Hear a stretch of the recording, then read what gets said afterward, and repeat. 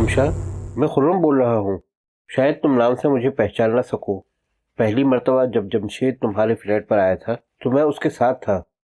Receiver उठाते ही खुर्रम की आवाज़ उसकी समात से टकराई। तुम लोगों ने मुझे बर्बाद कर दिया है, खुमशा ने कहा। इस खबीस कर्नल को मेरे बारे में सब कुछ पता चल गया है। तुम एक अच्छी लड़की हो खुमशा, खुर्रम ने नर्म लहजे में कहा। तुम जिस मकसद के लिए काम कर रही हो उसके पेश नज़र ये मामूली सी कुर्बानी कोई मानी नहीं रखती। कर्नल ने तुम्हारे बारे में किसी को कुछ नहीं बताया। मेरा ख्याल है कि वो इस सिलसिले में अभी तक कोई फैसला नहीं कर पाया। गालिबन वो तुमसे बहुत ज़्यादा मुतासिर है। मैं तुम सब पर लानत भेजती हूँ, कुमशा ने सिसकी भरते हुए कहा। तुम बहुत सीधी लड़की हो। तुम्हारी जगह कोई और लड़की होती तो वो गालियाँ दे देकर मेरे कान बहरे कर देती। कभी कभी 2-4 गालियाँ दे देनी चाहिए, सेहत अच्छी रहती है। अच्छा सुनो, मैं ठीक 5 मिनट बाद तुम्हारे कमरे के रोशनदान में से एक डोरी के साथ पिस्तौल बांधकर फेंकूंगा। पिस्तौल को डोरी से अलहदा कर लेना। खुदकुशी करने के लिए नहीं, इंतकाम और आज़ादी के लिए। कर्नल मुसद्दिक तुम्हें बाकायदा तौर पर इंटेलिजेंस की तहवील में देने के मूड में नहीं है। तुम इस पिस्तौल से कर्नल की खोपड़ी में सुराख कर देना और आराम से निकल जाना। तुम्हें कोई परेशान करने नहीं आएगा। कर्नल मुसद्दिक के सिवा तुम्हारी असलियत से कोई वाकिफ नहीं है। और हाँ, पिस्तौल अपने पास रख लेना और मिनी कैमरा इस डोरी से बांध देना।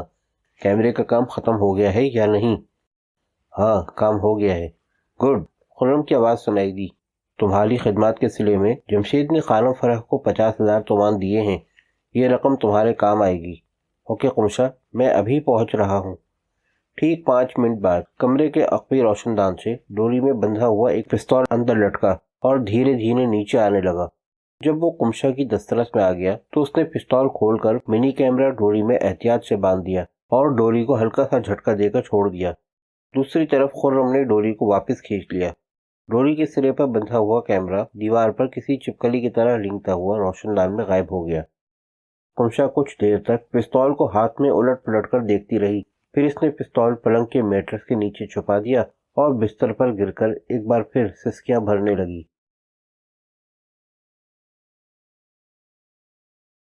जमशेद मंसूरी की अब तक की हिकमत अमली कामयाब रही थी। गुज़िश्ता रात मैदान फिरदौसी के एक बाजार में वो इंटेलिजेंस के हत्थे चढ़ गए थे, लेकिन किस्मत उनके साथ थी। वो किसी न किसी तरह बच निकलने में कामयाब हो गए, लेकिन फरार की कोशिश में खुर्रम गोली लगने से जख्मी हो गया था। खुर्रम ने इसे नौशाबा के यहाँ पहुंचने का मशवरा दिया था। जमशेद मंसूरी गलियों में दौड़ता हुआ एक कुशादा सड़क पर निकल आया।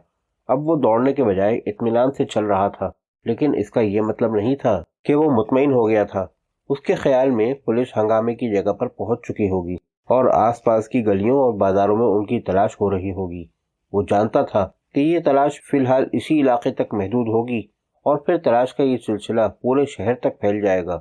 वो जल्द से जल्द इस इलाके से दूर निकल जाना चाहता था, लेकिन वो दौड़ लगाते हुए लोगों को अपनी तरफ मुतवज्जो नहीं करना चाहता था। जमशेद अगर चाहता तो यहाँ से किसी टैक्सी में बैठकर दूर निकल सकता था, मगर वो ये बात भी जानता था कि पुलिस कमेटी और इंटेलिजेंस वाले सारे शहर के टैक्सी ड्राइवरों से पूछताछ करेंगे कि वो इस इलाके से किसी मुश्तबह शख्स को तो नहीं ले गए थे। इसलिए वो कोई टैक्सी रोकने के बजाय तेज तेज चलता रहा। खयाबान वली असर से होते हुए वो बाजार बुजुर्ग पहुंच गया। तकरीबन 6 किलोमीटर का ये फासला तय करने में उसे 20 मिनट लगे थे और इन 20 मिनटों में उसकी तलाश का सिलसिला खासा दराज हो चुका था। बाजार बुजुर्ग शहर का गुंजान तरीन इलाका था। सबसे बड़ा कारोबारी मरकज होने के अलावा यहाँ रिहायशी फ्लैट भी थे। तंग और पीच दर पीच गलियों का एक जाल सा फैला हुआ था। यहाँ मुख्तलिफ कारोबार के लिए मुख्तलिफ शोबे थे, जिन्हें मार्केटें कहा जा सकता था। एक इलाका मिर्च मसाला जात और इसी किस्म की चीज़ों के लिए मखसूस था। दूसरे इलाके में क्रॉकरी की दुकानें थीं। इन दुकानों में ईरान ही की फैक्ट्रियों में तैयार करदा प्लास्टिक की क्रॉकरी भरी हुई थी। एक इलाका कालीनों के कारोबार के लिए मखसूस था। छोटी छोटी दुकानों में कालीनों के अंबार लगे हुए थे। दुकानों के अंदर और बाहर खूबसूरत डिजाइनों वाले कालीन टंगे थे। ये बहुत सी तंग गलियां थीं। यहाँ लोगों की आमद और रफ्त भी निस्बतन ज्यादा थी। इमारतों के नीचे दुकानें थीं और ऊपर रिहायशी फ्लैट वगैरह थे। बाजार बुजुर्ग को तेहरान का कदीम तरीन इलाका कहा जा सकता था। बाज़ इमारतें इस कदर खस्ता थीं कि किसी भी वक्त ज़मीन बोस हो सकती थीं। जमशेद इस वक्त बाजार बुजुर्ग के कालीनों वाले सेक्शन में था। वो इस तरह चल रहा था जैसे महज टहलने के लिए घर से निकला हो। وہ دائیں بائیں دکانوں کے اندر اور باہر ٹنگے ہوئے قالینوں کو دیکھتا ہوا چل رہا تھا۔ اس کی زیادہ توجہ اس طرف تھی جس طرف وہ خود چل رہا تھا۔ ایک جگہ وہ چلتے چلتے رک گیا۔ انداز ایسا ہی تھا جیسے دکان کے سامنے ٹنگے ہوئے قالین دیکھ رہا ہو، لیکن اس کی توجہ اس تنگ دروازے پر مرکوز تھی جو دکانوں کے بیچ میں نظر آ رہا تھا۔ دونوں دکانوں پر ٹنگے ہوئے قالینوں کی وجہ سے یہ دروازہ تقریباً چھپ کر رہ گیا تھا۔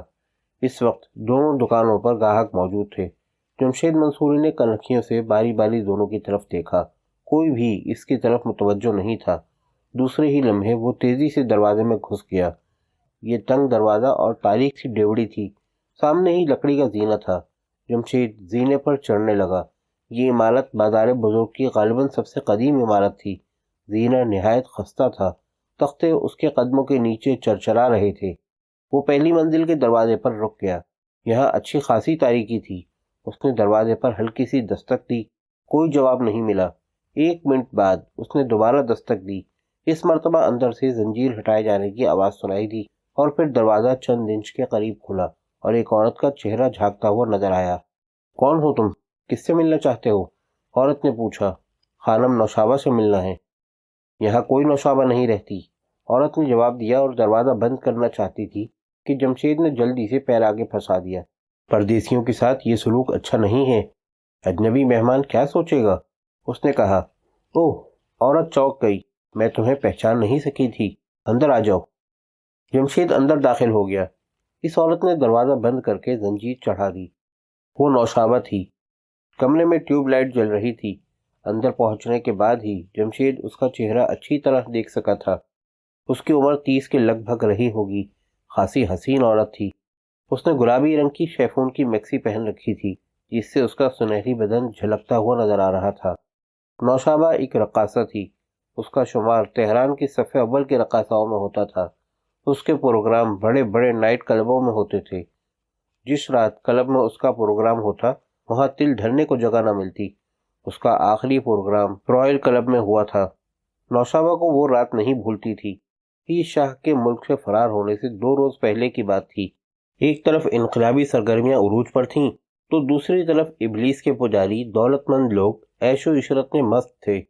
بعض سنجیدہ لوگوں نے وقت کی نبض کو دیکھتے ہوئے آنے والے دور کا اندازہ لگا لیا تھا اور وہ اپنے بچاؤ کا بندوبست کر رہے تھے، لیکن اکثریت ایسے لوگوں کی تھی جو شہر میں ہونے والے ہنگاموں کو محض باسی کڑی کا ابال سمجھتے تھے۔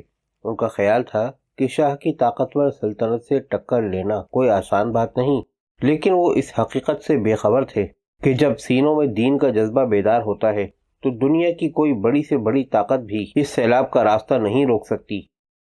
ٹینکوں سے جسموں کو تو کچلا جا سکتا ہے لیکن روح کو نہیں کچلا جا سکتا۔ شہر میں ہونے والے ہنگاموں کے ساتھ دولت مند طبقے کی سرگرمیاں بھی عروج پر تھیں۔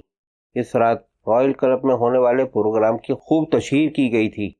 پروگرام شروع ہونے سے پہلے ہی تمام میزیں بھر گئی تھیں۔ اس رات 2 بجے جب رقص ابلیس عروج پر تھا، انقلاب کے حامیوں نے رائل کلب پر حلہ بول دیا۔ وہ 20 لوگ تھے جنہوں نے رائل کلب کو چاروں طرف سے گھیرے میں لے لیا تھا۔ درجنوں آدمی اندر گھس آئے تھے۔ ایک ہنگامہ برپا ہو گیا تھا۔ عورتوں کی چیخوں سے فضا گونج اٹھی۔ لوگ جانے بچانے کے لیے ادھر ادھر بھاگنے لگے۔ اس رات خرم بھی رائل کلب میں موجود تھا۔ جمشید کو علم نہیں تھا کہ خرم اور نوشابہ میں تعلقات کس طرح قائم ہوئے تھے۔ نوشابہ لاکھوں دلوں کی دھڑکن تھی۔ لوگ اس کا ایک رات کا قرب حاصل کرنے کے لیے اس کے قدموں میں اپنا سب کچھ ڈھیر کر دینے کو تیار تھے، لیکن نوشابہ نے خرم کا انتخاب کیا تھا۔ حالانکہ خرم کے پاس نہ زیادہ دولت تھی اور نہ ہی اسے کوئی اچھا آدمی سمجھا جاتا تھا۔ لوگ بدحواسی میں چاروں طرف بھاگ رہے تھے۔ حملہ آور اسٹیج پر چڑھ گئے تھے۔ نوشابہ چیختی ہوئی اسٹیج کی پچھلی طرف ڈریسنگ روم کی طرف دوڑی۔ خرم اسٹیج سے خاصا دور تھا۔ وہ نوشابہ کی مدد کے لیے ڈریسنگ روم کی طرف دوڑا۔ وہ اچھی طرح جانتا تھا کہ اگر نوشابہ حملہ آوروں کے ہتھے چڑھ گئی تو وہ اسے زندہ نہیں چھوڑیں گے۔ کلب کی دوسری رقاصائیں نیم عریاں لباس میں چیختی ہوئی ادھر ادھر دوڑ رہی تھیں۔ خرم جب اسٹیج کے پیچھے پہنچا تو نوشابہ ڈریسنگ روم میں نہیں تھی۔ اس دوران حملہ آوروں نے کلب کو آگ لگا دی۔ چاروں طرف شعلے بھڑکنے لگے، چیخوں کی آوازیں بلند ہو گئیں اور پھر نوشابہ کی چیخ سن کر خرم عقبی دروازے کی طرف دوڑا۔ 2 آدمی نوشابہ کو گھسیٹتے ہوئے سوئمنگ پول کی طرف لے جا رہے تھے۔ اور نوشابہ چیختے چلاتے ہوئے اپنے آپ کو چھڑانے کی جدوجہد کر رہی تھی۔ خرم نے اس طرف دوڑ لگا دی۔ وہ دونوں آدمی نوشابہ کو گھسیٹتے ہوئے سوئمنگ پول کے کنارے پر پہنچ چکے تھے اور اب اسے اٹھا کر پول میں پھینکنا ہی چاہتے تھے کہ خرم نے ان پر چھلانگ لگا دی۔ یہ مزاحمت ان دونوں کے لیے غیر متوقع تھی۔ نوشابہ ان کی گرفت سے نکل گئی۔ خرم نے انہیں سنبھلنے کا موقع دیے بغیر ان پر تابڑ توڑ حملے شروع کر دیے۔ اس نے ایک آدمی کو اٹھا کر سوئمنگ پول میں پھینک دیا اور دوسرے کی کھوپڑی پر زوردار گھونسا رسید کر دیا۔ وہ شخص کراہتا ہوا سوئمنگ پول کے کنارے پر گرا۔ خرم نے بڑی پھرتی سے اسے بھی اٹھا کر سوئمنگ پول میں پھینک دیا اور نوشابہ کی طرف متوجہ ہو گیا جو ایک طرف گری ہوئی تھی۔ خرم نے اسے سہارا دے کر اٹھایا اور اسے لے کر درختوں کی طرف دوڑ لگا دی۔ خرم نوشابہ کو لے کر سوئمنگ پول کے دوسری طرف بہت دور عقبی دیوار پھاند گیا۔ اس طرح وہ نوشابہ کو اس ہنگامے سے بچانے میں کامیاب ہو گیا۔ اس رات نوشابہ اپنے مکان پر بھی نہیں گئی۔ خرم اسے بازار بزرگ کے اس مکان میں لے آیا۔ یہ مکان اس کے ایک عزیز کا تھا جس کا انتقال ہو چکا تھا اور مکان عرصے سے خالی پڑا تھا۔ اس کے بعد سے نوشابہ یہیں رہ رہی تھی۔ جمشید جب تہران میں تھا تو خرم کے ساتھ کئی مرتبہ نوشابہ سے مل چکا تھا۔ اس وقت وہ چونکہ میک اپ میں تھا اس لیے نوشابہ اسے نہیں پہچان سکی تھی۔ خرم نہیں آیا؟ جمشید نے سوالیہ نگاہوں سے نوشابہ کی طرف دیکھا۔ نہیں، کیا بات ہے؟ تم پریشان نظر آ رہے ہو، نوشابہ نے کہا۔ پولیس سے آمنا سامنا ہو گیا تھا۔ خرم زخمی ہے، اسے گولی لگی تھی، میں اس کے لیے پریشان ہوں۔ نوشابہ یکدم پریشان ہو گئی۔ اس کے چہرے پر ہوائیاں سی اڑنے لگیں۔ خرم زخمی ہے اور تم اسے چھوڑ کر یہاں آ گئے؟ نوشابہ نے اس کے چہرے پر نظریں جماتے ہوئے کہا۔ اس کے لہجے میں طنز نمایاں تھا۔ پریشان ہونے کی ضرورت نہیں، جمشید نے جواب دیا۔ گولی بازو پر لگی تھی، معمولی زخم ہے، وہ یہاں پہنچنے ہی والا ہوگا۔ نوشابہ بے چینی سے کمرے میں ٹہلنے لگی۔ جمشید کرسی پر بیٹھا اس کی طرف اس لیے دیکھ رہا تھا کہ وہ کس قدر پریشان تھی۔ خرم کے زخمی ہونے کی اطلاع نے اسے بدحواس سا کر دیا تھا۔ خرم کے لیے جمشید خود بھی پریشان تھا۔ خرم اگر خود نہ کہتا تو وہ اسے کبھی چھوڑ کر نہ آتا، لیکن پھر وہ خود یہ سوچ کر خرم سے الگ ہو گیا تھا کہ اگر ایک پکڑا جائے تو دوسرا محفوظ رہے۔ آدھا گھنٹہ گزر گیا۔ اب جمشید کی پریشانی بھی بڑھ رہی تھی۔ پھر اچانک وہ چونک گیا۔ 24 زینے پر تختوں کے چرچرانے کی ہلکی سی آواز سنائی دی، جیسے کوئی بہت محتاط قدموں سے اوپر چڑھنے کی کوشش کر رہا ہو۔ پھر قدموں کی وہ آواز رک گئی اور چند سیکنڈ بعد دروازے پر ہلکی سی دستک کی آواز سنائی دی۔ نوشابہ نے جمشید کو اشارہ کیا۔ جمشید کرسی سے اٹھ کر دروازے کے قریب سے چپک کر کھڑا ہو گیا۔ جب وہ دروازہ کھلتا تو وہ مکمل طور پر اس کے پیچھے چھپ جاتا۔ اس طرح اگر آنے والا خرم کے بجائے کوئی اور ہوتا تو اس پر آسانی سے قابو پایا جا سکتا تھا۔ نوشابہ نے محتاط انداز میں چند انچ کے قریب دروازہ کھول دیا۔ سیاہ چادر میں لپٹا ہوا ایک سایہ سامنے کھڑا تھا۔ دروازے سے آنے والی ہلکی سی روشنی میں اس کا چہرہ صاف دکھائی نہیں دے رہا تھا، لیکن پھر اس نے چہرے سے چادر ہٹا دی۔ وہ خرم تھا۔ نوشابہ نے دروازہ کھول دیا اور خرم کے اندر داخل ہوتے ہی اس نے دروازہ بند کر کے زنجیر چڑھا دی۔ خرم کو دیکھ کر جمشید کے چہرے پر طمانینت سی آ گئی۔ نوشابہ کی حالت قابل دید تھی۔ خرم کے اندر داخل ہوتے ہی وہ اس سے لپٹ گئی تھی، لیکن پھر فوراً ہی ہٹ گئی۔ کہاں گولی لگی ہے؟ زخم کہاں ہے؟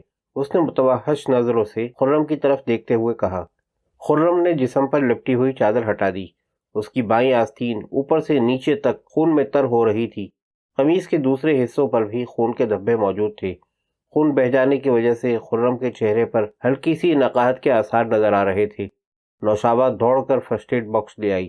جمشید نے خرم کو کرسی پر بٹھا کر اس کی قمیض اتار دی اور زخم صاف کر کے ڈریسنگ کرنے لگا۔ زخم زیادہ گہرا نہیں تھا، گولی گوشت چیرتی ہوئی نکل گئی تھی، لیکن خون زیادہ بہہ جانے کی وجہ سے خرم کمزوری محسوس کرنے لگا تھا۔ یہاں تک آنے میں کوئی دشواری تو پیش نہیں آئی؟ جمشید نے پوچھا۔ زیادہ نہیں، خرم نے جواب دیا۔ میدان فردوسی کے بازاروں میں بھاگتے ہوئے میں نے ایک عورت سے یہ چادر چھین لی تھی۔ ویسے تمہاری اطلاع کے لیے عرض ہے کہ ہماری تلاش کا سلسلہ یہاں تک پھیل چکا ہے۔ بازار بزرگ کے پارچہ جات والے سیکشن میں نے پاسداران کو چیکنگ کرتے ہوئے دیکھا تھا۔ پولیس اور انٹیلیجنس والے بھی سرگرمی سے ہماری تلاش میں ہیں۔ میں بڑی مشکل سے یہاں تک پہنچنے میں کامیاب ہو سکا ہوں۔ جمشید نے ہنکارا بھرا۔ ویسے تمہاری کار تو ان کے قبضے میں پہنچ چکی ہے، وہ کار کے ذریعے تمہارے مکان تک پہنچ جائیں گے۔ نہیں، خرم نے مسکراتے ہوئے جواب دیا۔ یہ کار میں نے جس شخص سے خریدی تھی وہ اس سے اگلے ہی روز ایران سے فرار ہو گیا تھا۔ کاغذات اسی کے نام پر ہیں۔ مجھے ٹرانسفر کروانے کا موقع ہی نہیں مل سکا تھا۔ اگر پولیس یا انٹیلیجنس نے لائسنس پلیٹ کے ذریعے کار کے مالک کا پتہ چلا بھی لیا تو وہ اس کو تلاش کرتے رہیں گے، کوئی یہ نہیں جان سکے گا کہ یہ کار میری ملکیت تھی۔ یہ تو اچھی بات ہے، جمشید نے جواب دیا، لیکن صورتحال کچھ الجھتی جا رہی ہے۔ وقت گزرنے کے ساتھ ساتھ معاملات بھی پیچیدگی اختیار کرتے جا رہے ہیں۔ اصل مشن کی طرف میں نے ابھی تک توجہ نہیں دی۔ ایران کی حدود میں داخل ہوتے ہی کمیٹی اور انٹیلیجنس والے میرے پیچھے لگ گئے تھے۔ طلاتی نے الگ جال بچھا رکھا تھا۔ میرا خیال تھا کہ ان لوگوں سے نجات حاصل کرنے کے بعد اصل کام پر توجہ دوں گا، لیکن معاملہ پیچیدگی اختیار کرتا چلا گیا۔ اب مجھے بہت جلد ان لوگوں سے پیچھا چھڑانا ہوگا۔ اگر ایسا نہ ہوا تو شاید مرتے دم تک ایران سے باہر نہ نکل سکوں۔ اگر تم اجازت دو تو کل ہی مصدق اور علی جواد کو گولی سے اڑا دیا جائے، خرم نے اس کے خاموش ہونے پر کہا۔ ان دونوں کو قتل کر دینے سے مسئلہ حل نہیں ہوگا، جمشید نے کہا، بلکہ صورتحال کچھ اور گھمبیر ہو جائے گی۔ ویسے میرے ذہن میں ایک منصوبہ ہے۔ وہ کیا؟ خرم نے سوالیہ نگاہوں سے اس کی طرف دیکھا۔ پہلے کچھ کھا لیں، جمشید نے کہا، معدہ خالی ہو تو دماغ بھی بیکار ہو کر رہ جاتا ہے۔ کیوں نوشابہ، کچھ کھلاؤ گی نہیں؟ اس نے آخری جملہ نوشابہ کی طرف دیکھتے ہوئے کہا۔ اگر مجھے تم لوگوں کے آنے کی اطلاع ہوتی تو کچھ بندوبست کر لیتی۔ بہرحال جو کچھ بھی ہے پیش کر دیتی ہوں۔ نوشابہ کہتی ہوئی اٹھ کر کچن کی طرف چلی گئی۔ تقریباً 15 منٹ بعد وہ دونوں کھانا کھا رہے تھے۔ کھانے کے دوران خاموشی ہی رہی، البتہ کھانے کے بعد کافی کی چسکیاں لیتے ہوئے جمشید اپنا منصوبہ بتانے لگا۔ میرا منصوبہ یہ ہے کہ علی جواد اور مصدق کو طلاتی کے پیچھے لگا دیا جائے۔ یہ تینوں آپس میں الجھے رہیں گے اور ہم اطمینان سے اپنا کام کر کے نکل جائیں گے۔ وہ کیسے؟ خرم نے سوالیہ نگاہوں سے اس کی طرف دیکھا۔ وہ اس طرح کہ جمشید ایک لمحے کو خاموش ہوا اور پھر بتانے لگا کہ ان تینوں کو آپس میں کس طرح الجھایا جائے گا۔ آخر میں وہ بولا، میرے ذہن میں ایک اور بات بھی ہے۔ میں نے قمشہ کو محض اس لیے مصدق کے پیچھے لگایا تھا کہ ہم اپنے بارے میں اس کے پروگرام سے آگاہ ہوتے رہیں گے، لیکن قمشہ نے ابھی تک ہمیں کوئی اچھی خبر نہیں سنائی۔ میرا خیال تھا کہ مصدق نے میرے بارے میں باقاعدہ پلاننگ کی ہوگی، اسی لیے میں نے قمشہ کو ایک منی کیمرہ بھی دے دیا تھا تاکہ وہ موقع پا کر اس کے بریف کیس میں رکھے ہوئے کاغذات کی تصویریں کھینچ لے، لیکن ابھی تک ایسا نہیں ہوا۔ اس کا ایک ہی مطلب ہو سکتا ہے کہ مصدق بہت محتاط آدمی ہے۔ بہرحال کل رات تم قمشہ سے رابطہ قائم کرو گے۔ جمشید ایک بار پھر خاموش ہو گیا اور چند لمحوں بعد خرم کو سمجھانے لگا کہ اسے کیا کرنا ہے۔ جمشید نے جو منصوبہ بنایا تھا وہ واقعی بہت شاندار تھا۔ دوسرا دن انہوں نے نوشابہ کے فلیٹ میں ہی محبوس ہو کر گزارا تھا اور پھر شام کا اندھیرا پھیلتے ہی حرکت میں آ گئے تھے۔ رات کو 12 بجنے سے کچھ پہلے اس نے انٹیلیجنس کے دفتر فون کر کے بتایا کہ جمشید اور اس کے گروہ کے چند آدمی یوسف آباد کے ایک فیشنیبل بنگلے میں موجود ہیں۔ ان کا پروگرام رات اسی بنگلے میں گزارنے کا ہے۔ اگر انٹیلیجنس کو جمشید منصوری سے کچھ دلچسپی ہو تو اسے اس کے ساتھیوں سمیت اس بنگلے سے گرفتار کر لیا جائے۔ اس وقت کرنل مصدق اگرچہ دفتر میں موجود نہیں تھا، لیکن جمشید کو یقین تھا کہ اس تک یہ اطلاع پہنچنے میں چند منٹ سے زیادہ نہیں لگیں گے۔ انٹیلیجنس کے دفتر کو فون کرنے سے پہلے جمشید ایک اور حرکت کر چکا تھا۔ اس رات 10 بجے کے قریب اس نے کمیٹی کے مقامی دفتر میں علی جواد کو فون کیا اور اپنے آپ کو جمشید کا ایک پرانا ساتھی ظاہر کر کے یہ دلچسپ اطلاع دی کہ جمشید منصوری اور اس کے ساتھی آج رات 12 بجے کے قریب یوسف آباد کے ایک بنگلے میں آنے والے ہیں۔ وہ اگر چاہے تو اپنے آدمیوں کو لے کر پہلے ہی بنگلے میں چھپ جائے اور جب جمشید منصوری اور اس کے ساتھی وہاں پہنچیں تو انہیں گرفتار کر لیا جائے۔ اس نے یوسف آباد والے بنگلے کا نمبر بھی بتا دیا تھا۔ علی جواد اس کا نام پوچھتا رہ گیا، لیکن جمشید نے فون بند کر دیا۔ علی جواد جمشید کی توقع سے کچھ زیادہ ہی بے وقوف ثابت ہوا تھا۔ اس نے صرف یہ معلوم کر لیا تھا کہ جس بنگلے کا نمبر بتایا گیا تھا وہ ملکہ فرح کے ایک دور کے کزن کی ملکیت تھا۔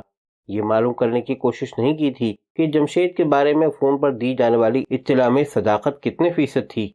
اس کے لیے یہی اطلاع کافی تھی کہ وہ بنگلہ ملکہ فرح کے کسی رشتہ دار کا تھا۔ وہ اپنے 6 آدمیوں کو لے کر رات 11 بجے اس بنگلے میں پہنچ گیا تھا۔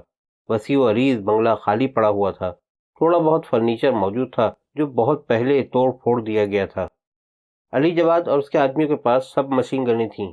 جواد نے اپنے آدمیوں کو بنگلے میں مختلف جگہوں پر اس طرح چھپا دیا تھا کہ وہ کسی کو نظر نہ آ سکیں، اور اگر جمشید اور اس کے ساتھی وہاں پہنچیں تو وہ بچ کر نہ جا سکیں۔